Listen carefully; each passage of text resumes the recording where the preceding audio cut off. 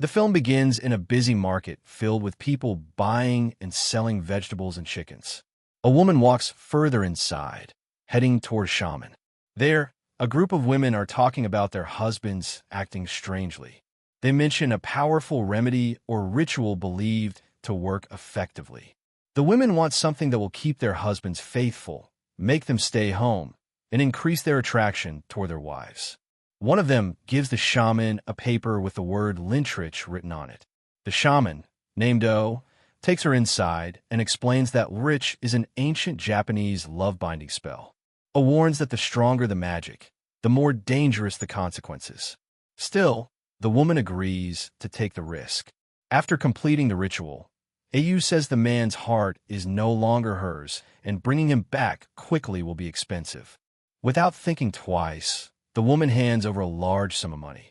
As soon as O receives it, she says she will place the man's deepest fear inside his heart. O then instructs her followers to dig up a grave and retrieve a corpse. She puts a card into the dead body's mouth and asks for the man's underwear, which the woman provides. O uses it to wipe the corpse's mouth. Then, using a deck of 60 cards, she starts chanting dark incantations. She ties the underwear and the man's photo together into a bundle. The purpose is to drive a man named Arya mad with love and take full control over him. O performs a bizarre ritual, stating that if she succeeds, she will serve the power of the cards like a servant to a devil. But if she fails, she vows to destroy the cards by burning them.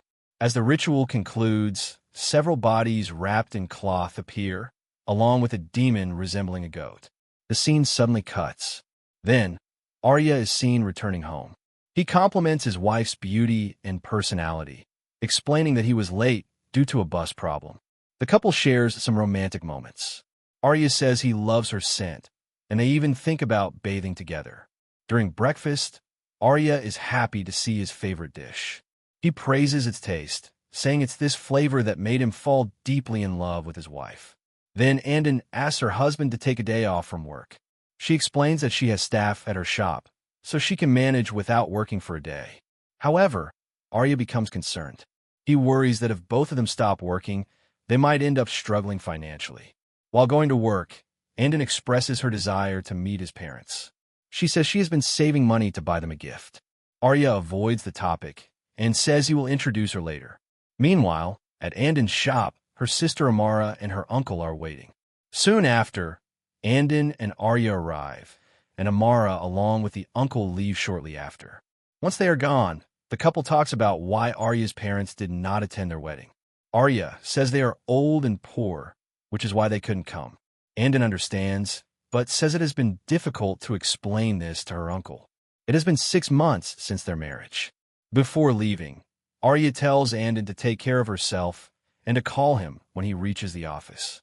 After that, Andon focuses on her restaurant work. She lightly scolds Yada and Lin for wasting time and not working properly. As time goes on, the restaurant becomes crowded with customers. Even though it is new, the place is already full. Interestingly, some of O's followers are also present there, and a boy is recording everything on his phone. Suddenly, the boy becomes terrified when he sees the cooked goat's head open its eyes. Hearing unusual noises, he walks toward the kitchen while recording. Inside, he hears what sounds like a goat's voice coming from the burning stove. As he moves closer, the sound seems to come from a pot. The moment he looks inside, a horrifying goat's head that appears alive jumps out. Frightened, he tells Yato what he saw, but Yato laughs and jokes that they sell goat meat, not lizards. Later that night, something like a burning orb enters Andon's house and moves into her bedroom through the roof. As Andon finishes arranging the bed and prepares to leave, she senses something moving beneath the bedsheet. But when she turns around, everything appears completely normal. As she steps away, she once again spots someone behind the window curtain. From there, a shrouded corpse slowly moves toward her. Suddenly, she wakes up, but to her horror, the same corpse is still standing right in front of her. At that moment, Arya comes in, comforts her, and apologizes for arriving late. Later, while Arya is in the shower, Andon complains that he barely spends time at home anymore. Arya explains that his job demands frequent travel. Still, Andin worries that one day he might leave her, but Arya reassures her, saying he would never abandon her and that his life has no meaning without her. After that, the story shows the same woman from the beginning, the one who calls Arya. As soon as the phone rings, Arya steps outside to answer it. The woman tells him that he is beginning to forget her. Meanwhile, Andin quietly follows him outside. Suddenly, Arya startles her. She asks who he was speaking with, but Arya lies and says it was Mr. Near on the call. Arya then tells her that he has to travel to Cimarron the next day for work. Hearing about another trip makes Andin upset, but Arya silences her by saying he needs to earn money. The next morning, Andin meets Mr. Naver. He is surprised to see Arya already at the office early, fully ready to leave for Cimarron. Nave praises their relationship as husband and wife and tells Arya to properly say goodbye to his wife. Arya claims that Mr. Nave had called him the previous night, but must have forgotten by morning. He reassures Andin that she is the only one he loves and promises that after work they will talk, either on the phone or even in their dreams. After that, Andin says goodbye to him. The scene then shifts to Amara, who is practicing Rogo's Sukmo, a spiritual method where the soul leaves the body. Her uncle warns her not to play with such a dangerous practice, even though he was the one who taught it to her. After that, Amara arrives at Andin's restaurant. Lylan tells her that the place has been unusually empty over the past few days and that Arya is also out of town. Amara decides to stay with Andin for the night. Just then, a mysterious woman enters the restaurant as a customer. Lilwen tells her about their popular goat dish, and the woman orders a special meal. Meanwhile, Andin throws leftover goat heads into the trash. Once the food is ready, she serves it to the woman.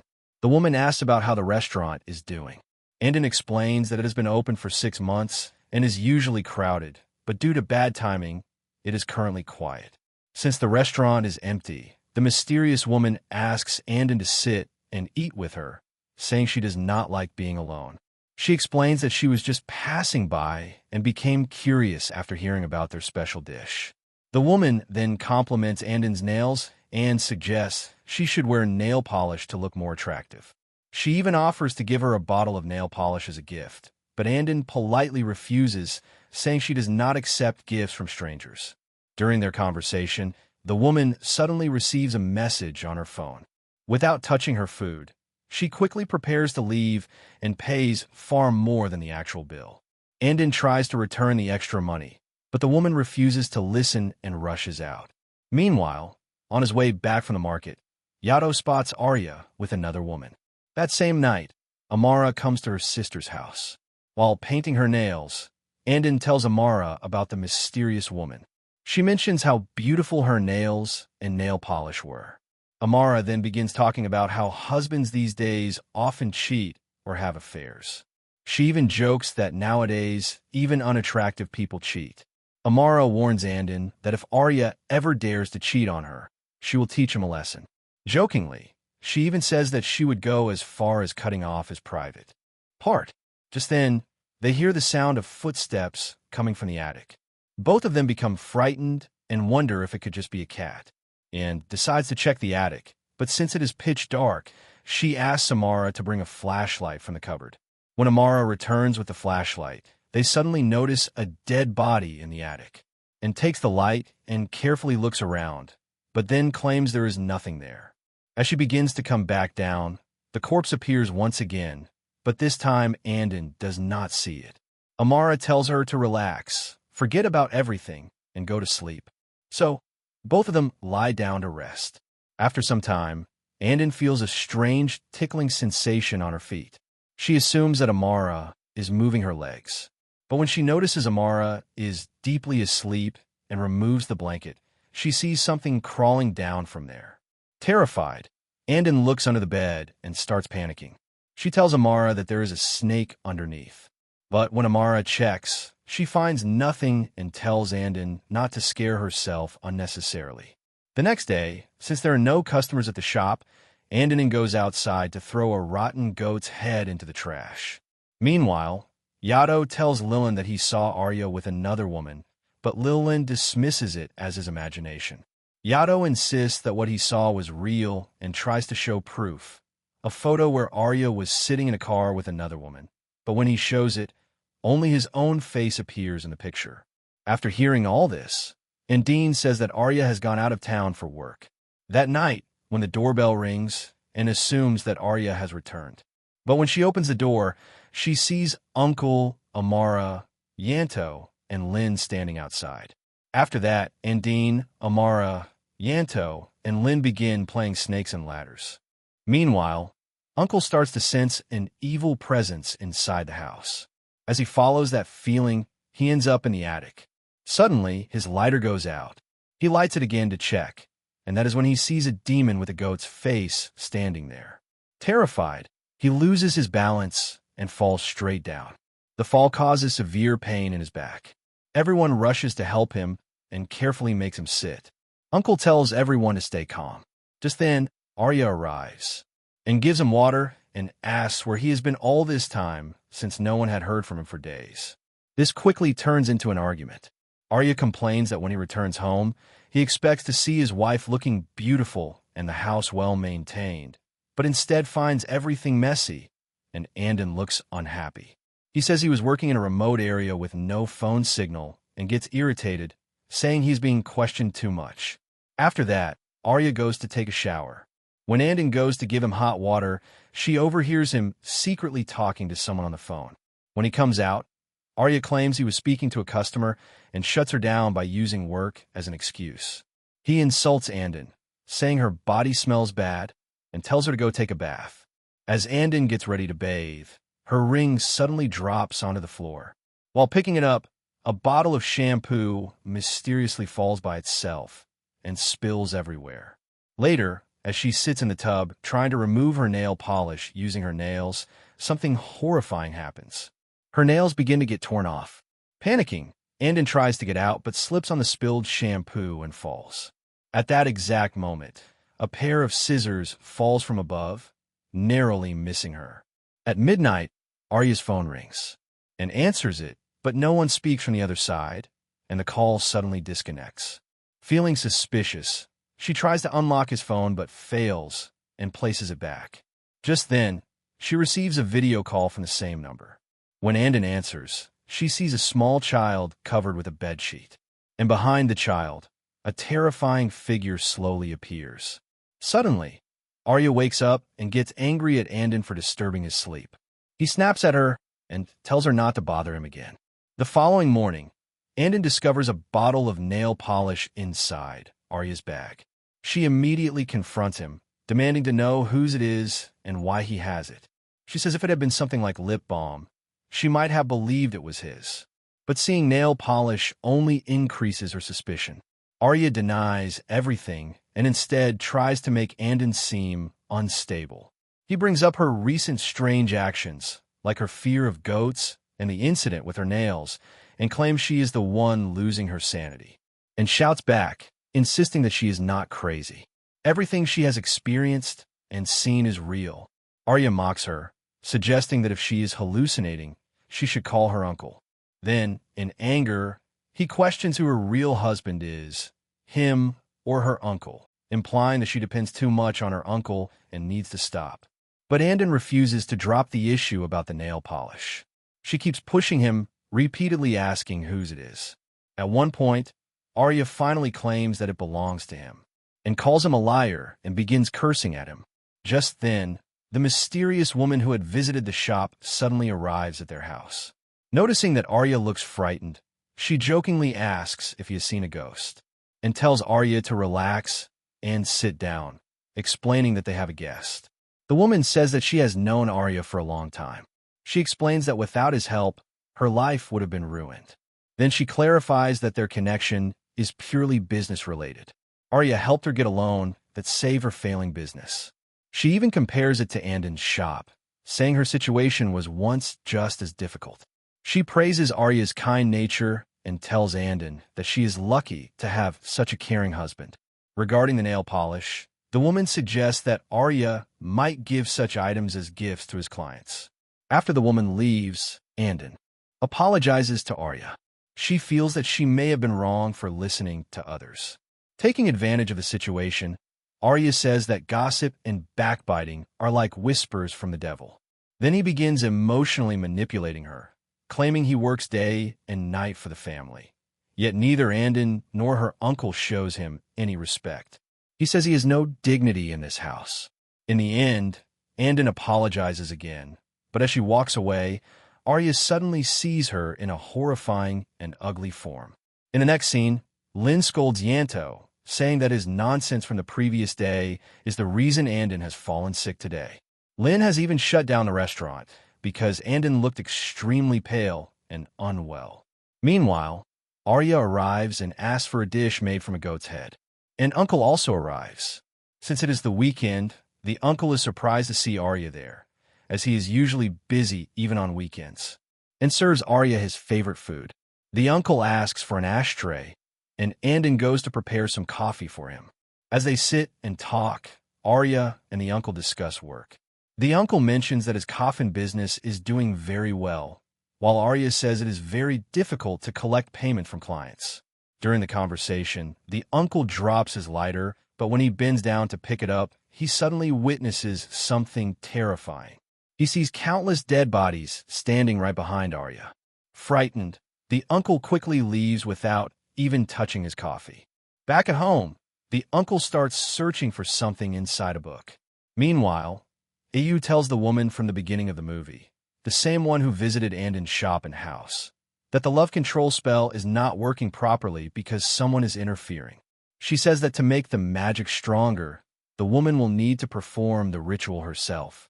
That night, the woman secretly sneaks into Ant's bedroom and steals her hair and underwear. After returning home, she begins a dark ritual to control Arya, chanting spells to cloud his mind with desire and turn him completely into her servant.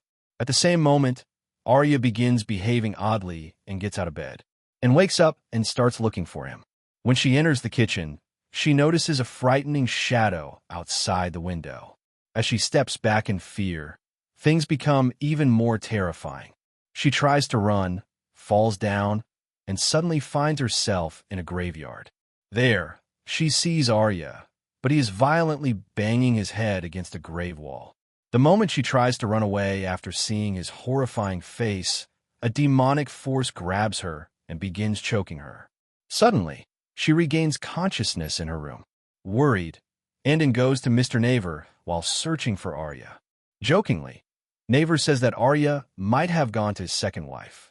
Hearing this, Andon becomes anxious. Naver then suggests that she visit the address on Arya's ID card and meet him directly. So, they decide to travel to Samarang together. On the other hand, the uncle brings Amara to Andon's house and tells her that her sister's condition is not normal. It is important to find evidence of black magic and discover who is behind it. As soon as they enter the house, the uncle finds objects connected to black magic. He says that some people pretend to be good while secretly doing evil deeds. He then tells Amara to close all the doors and curtains. After that, he begins a ritual known as Rogo Sukmo. Somewhere else, the shaman Ayu immediately senses that something has started. Because of the Rogo Sukmo ritual, the uncle's soul is pulled into a dark and eerie place. Amara sits beside her uncle's body when she suddenly hears strange sounds coming from the attic. Leaving him behind, she slowly walks upstairs to investigate. Out of nowhere, a goat's head appears right in front of her. At the same time, Uncle realizes that he is trapped inside a grave, and Aoyu is trying to kill him there. He calls out to Amara, and she rushes back and manages to wake him up. Amara tells him everything she saw in the attic, but the uncle cannot see anything there. Still, Amara insists that what she witnessed was real. Suddenly, that evil force tries to push Amara down, but Uncle quickly grabs her and rushes out of the house with her. Outside, Uncle tells Amara to call Andon and warn her not to return to the house, because it has become extremely dangerous. He also says he is going to get help from his friends at the market. Meanwhile, Lin and Yanto arrive at the address linked to Arya's ID, only to realize that the ID is fake. Just then, they notice something strange on top of a tree, and the sight scares them so much that they immediately run away. On the other hand, and Dean goes to Arya's main office. She is told that Arya no longer works there and is now in Yogyakarta. Using the excuse of a loan payment, Andon asks for his home address, but the staff refuses to give it to her. Then, Andon goes to the snack shop she had seen earlier. Yanto confirms that it is the same place. There is a promotion happening at the shop, so they show the staff a picture of Arya and ask about him. Just then, Arya arrives at the same location with another woman and steps out of the car. At that moment, Yanto hands Andon a fork and grabs it and suddenly stabs Arya in the chest. But this is not real. In reality, Lin tells Yanto to record everything on video, while Andon begins shouting at the woman with Arya, calling her a homewrecker.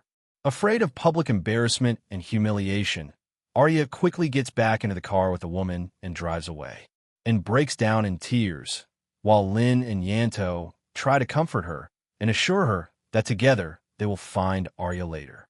The next day, heartbroken, Andon is lost in her memories. In a flashback, we see Arya visiting her eatery and praising her cooking. He offers to help grow her business and make it more popular, saying her special dish would become the main highlight of the menu. In another flashback, Arya tells her that he does not only want a business partnership, but also dreams of building a family with her. Back in the present, her sister Amara comes to her, and through tears, Andon reveals that she is pregnant. That night, the uncle confirms a terrifying truth. Arya has been placed under a powerful black magic spell called Lintrik. The uncle explains that the woman wanted to take Arya away, and now she has succeeded. Crying, Andon tells her uncle that her unborn child needs a father. The uncle asks her to stay calm and assures her that he will take care of everything. Amara also encourages Andon to trust their uncle. The next day at the eatery, Yato and Lin begin imagining that if the video of Arya gets viral on social media, they could become famous and wealthy. They think that after hearing their story, a film producer might approach them. They even dream about a movie being made based on their lives, and how incredible that would be. Yato wants his role in the film to be played by a famous actor named Jeffrey Nickel, while Lin teases him, saying he looks more like Optimus. Lin imagines Dian Sastro Wardo playing her role. Later, when Lin throws a goat's head into the trash and turns around, something suddenly throws the same goat's skull back at her from inside. Terrified, she calls out to Yato. When he arrives, Lin explains that she had just thrown the goat's head away, but somehow it came back. Yato assumes it must have rolled out on its own. He checks and says there is nothing there, but as they turn to leave, a dark force suddenly begins dragging Yato toward a pit. Lin manages to pull him back just in time. Suddenly, a group of goats bursts out from the pit and starts chasing them. They run and rush into the shop, but the goats follow them inside. In panic, Lin leaves Yato behind and runs into the kitchen. There, a dark force drags her toward the stove, trying to pull her inside. Hearing her screams, Yato runs in. At that exact moment, the stove suddenly ignites on its own.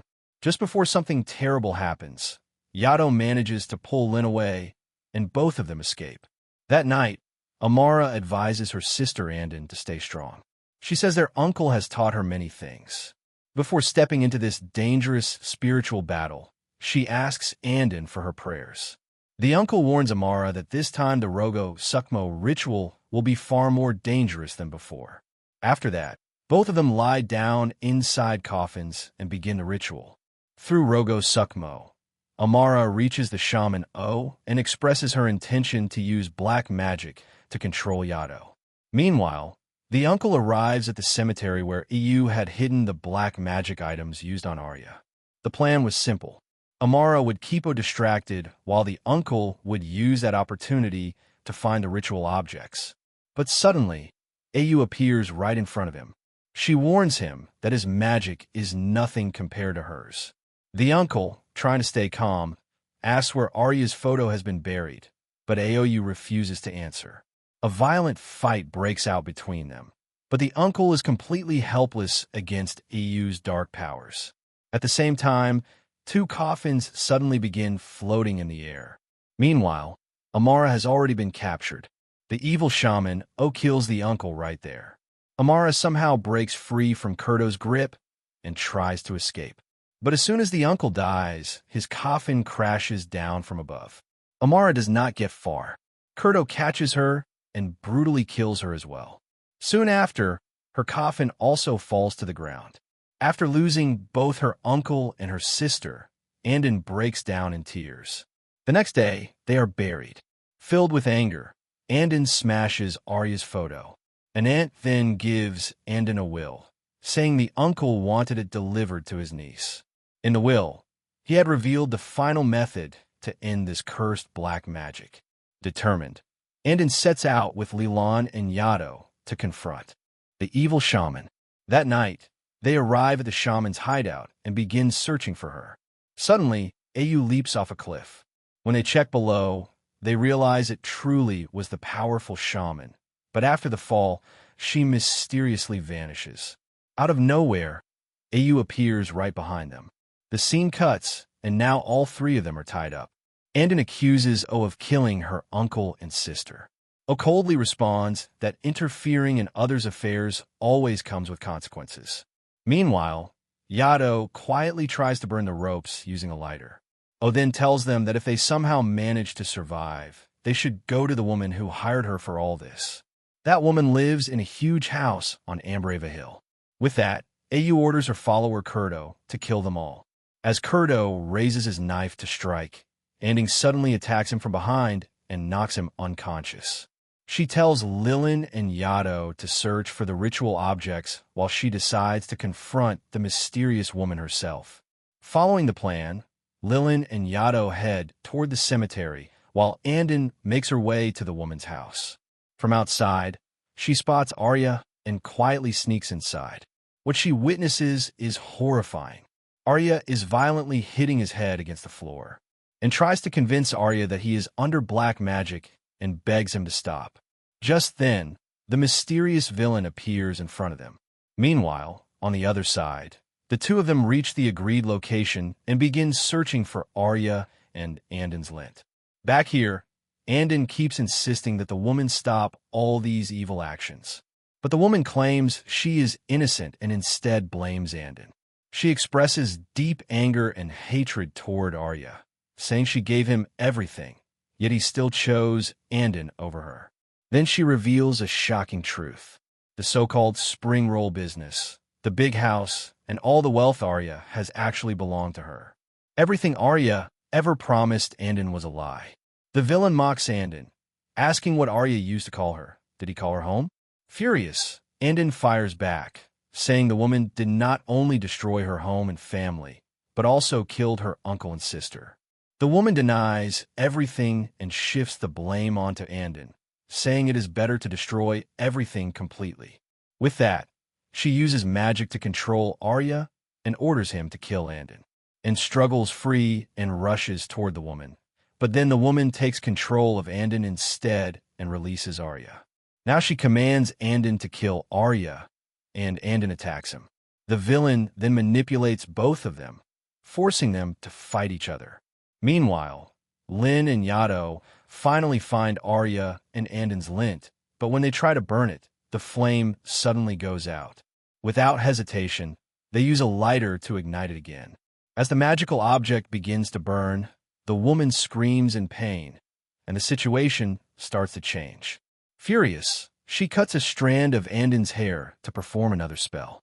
That is when Andon reveals that she is pregnant, carrying Arya's child. The woman is left stunned.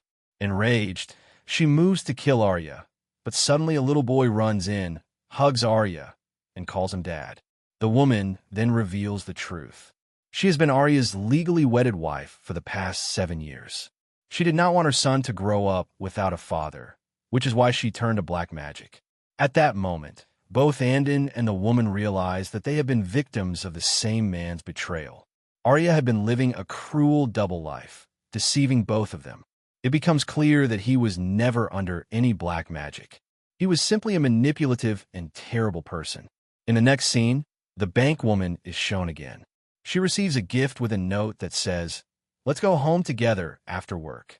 Meanwhile, Arya is seen at a hotel with another woman.